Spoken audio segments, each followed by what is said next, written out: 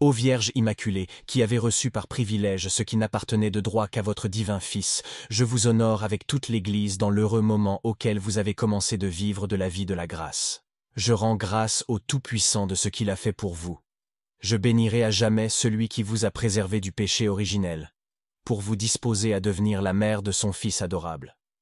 Ô arche incorruptible, où doit être renfermée la véritable manne descendue du ciel. Ô sanctuaire du Verbe incarné, vous êtes entre les femmes comme un lys entre les épines, et vous êtes la plus pure de toutes les créatures, et l'image la plus parfaite de notre commun Rédempteur.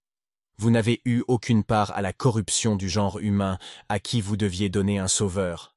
Votre cœur a toujours été soumis à l'esprit, et toutes les inclinations de votre cœur n'ont été que pour la vertu.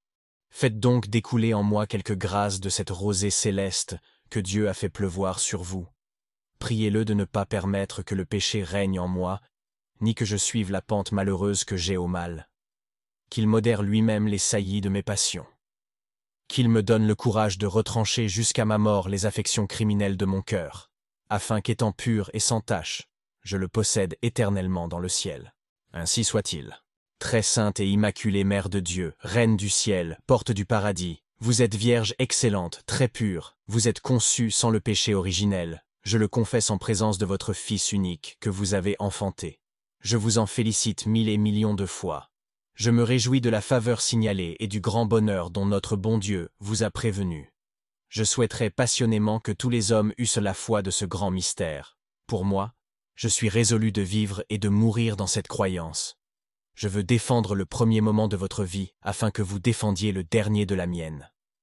Je m'adresse donc à vous, ô Mère admirable, en cette vallée de larmes. Après Dieu, vous êtes mon unique consolation, mon support et mon espoir.